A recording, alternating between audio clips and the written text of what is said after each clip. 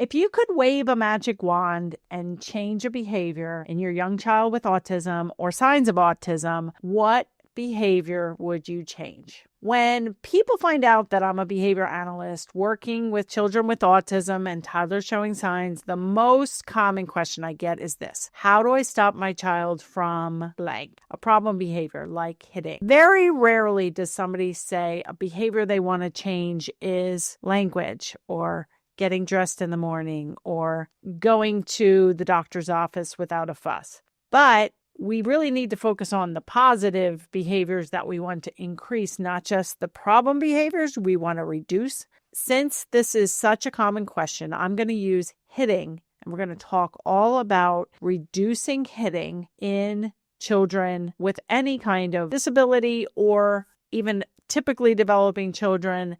These procedures should work well regardless of diagnosis.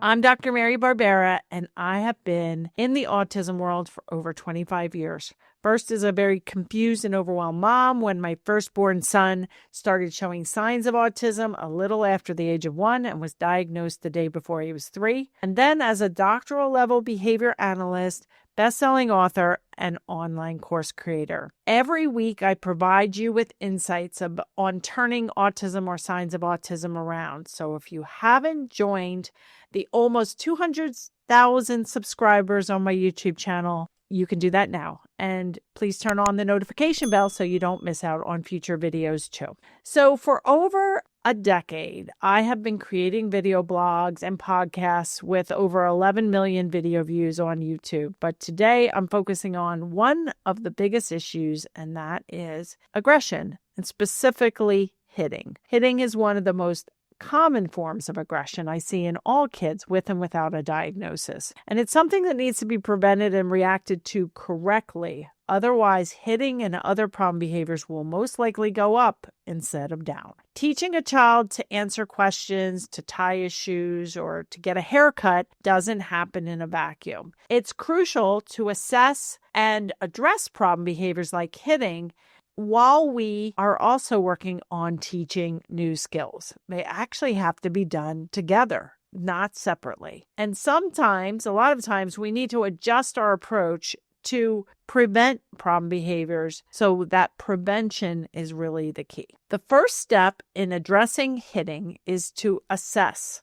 The first step is not to just assess and dive in specifically to the hitting. The first step is assessment to look at the whole child. I find the best way to do this is by using the Barbera Early Childhood Assessment. We call the BECA, B-E-C-A.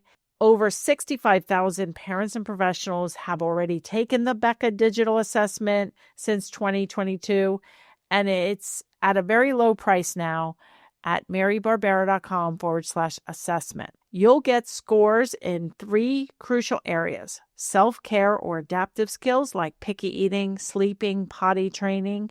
You'll get a score in language skills, and a third score you'll get is on problem behaviors. And throughout the child's day, whether they're working on a self-care skill during mealtime, bath time, or during teaching time, therapy sessions, going out into the community, we can see problem behaviors intertwine. So the BECA assessment has been based on my assessments that I've been developing for over 2 decades now. It is, you'll get a report, you'll take the whole assessment, you don't need any materials, you don't even need the child present. If you know the child really well, you can complete the assessment, and then you'll get a 2-page written report with your answers as well as these scores, and then you can use that assessment to figure out your strengths and your needs. You might say, well, I already have reams of assessments, Mary. I don't really need another assessment. In order to really follow my approach, the first step is to do the BECA assessment. No other assessment is going to assess whether your child's addicted to a pacifier or to the iPad, whether they are talking in 1 to 2 word utterances, or whether they are pulling up and down their pants for potty training, whether they are having problem behaviors, whether they can sit at a table to learn from an adult. And that's all included within the Becca assessment. So it really is a great snapshot. And it's also a great snapshot to do pre and post, whatever kind of therapy you're doing. So once we get the Becca assessment done and we look at the whole child and we figure out their strengths and needs, then we then assess specifically the hitting behavior. Who are they hitting? Are they hitting their sibling, a friend, a teacher? Are they hitting themselves? Are they hitting an object to their head? Are they hitting are they hitting with a closed fist? Are they slapping? Are they more grabbing? All of these things make a difference.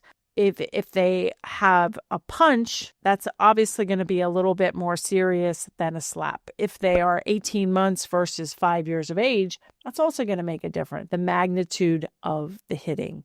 We need to get hitting to 0 levels, and that is the key. So don't think, oh, well, he only hits really hard if it's his dad or I, and we're a lot bigger than him. So it's okay. No hitting is okay. We want to get hitting gone. In addition to figuring out what the hits look like, who they are hitting, we also need to dive in deep to when does the hitting happen? Is it when they're told no, they can't have something? Is it when they're told to stop the iPad and go upstairs and get ready for bed? Is it they're hitting because they want a toy and somebody else has it? Or maybe they hit their head on the headboard before they fall asleep, or they hit their head on the floor when they're denied access. Identifying when the hitting happens helps us to start identifying the function of the behavior or why they are hitting. And this is obviously complex. And if they are hitting people and causing harm, or they're hitting themselves, and this obviously is causing harm or could cause harm, it's really important to at that point to try to get a behavior analyst who can physically come to your home, or at least help you assess online and take a deeper approach. Because if they're causing harm, if they can get a concussion, they can have all kinds of problems from aggression. And watching this little video blog, or even joining my full online course, which I would recommend regardless, a lot of times it is more of a medical and behavioral emergency that we need to take more steps with assessment. So step number 1 is to assess. Step number 2 is, once you've assessed the whole child and the specific behavior of hitting, the next step is prevention. We want to spend 95% of our time preventing hitting. And we often react to hitting after it happens, but we need to really start thinking about prevention. When a child hits, it's no longer a win-win situation. We're not really going to come out of it ahead. So we really need to get the hitting gone by preventing it. One of the keys to prevention is figuring out when a child does not do the hitting. Does your child not hit when they're in a pool, for instance, swimming, or when they are playing on their iPad and everything's working out well, they're not hitting? Or during mealtime, they love to eat, there's no problems during mealtime. During mealtime is a time when there's no hitting. So then, once we figure out where the child doesn't hit, we want to try to incorporate similar sensory experiences or activities to keep them engaged.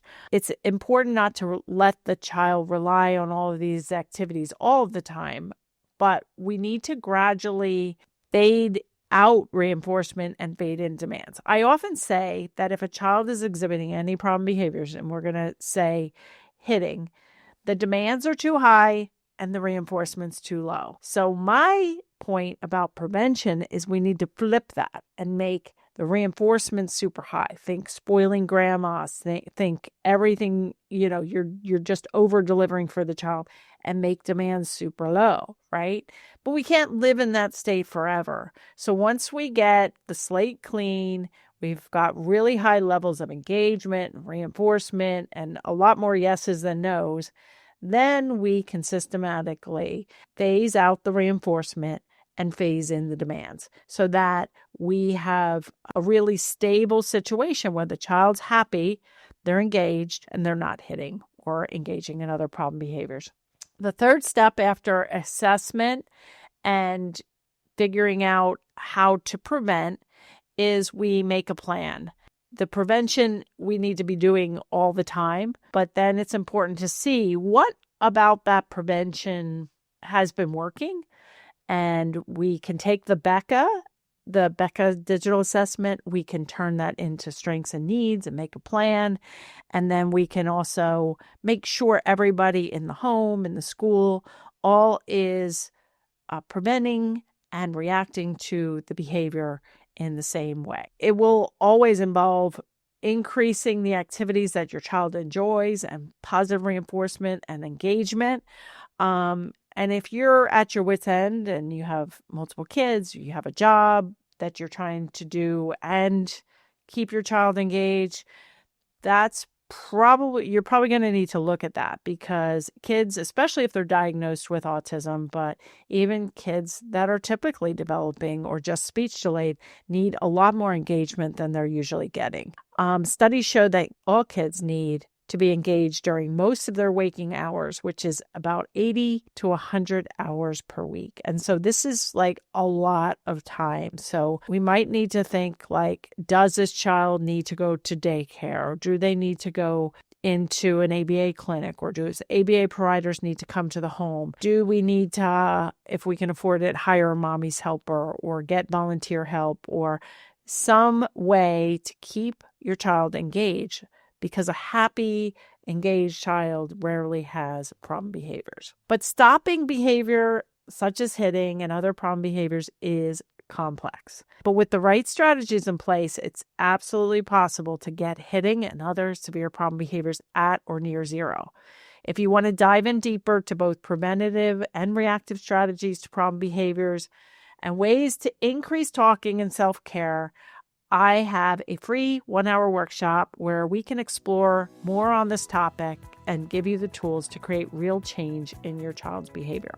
Click the link on or around this video to attend a free workshop today. And if you like this video, also would appreciate a comment, a thumbs up, share it with somebody who could benefit, and I'll see you here next time.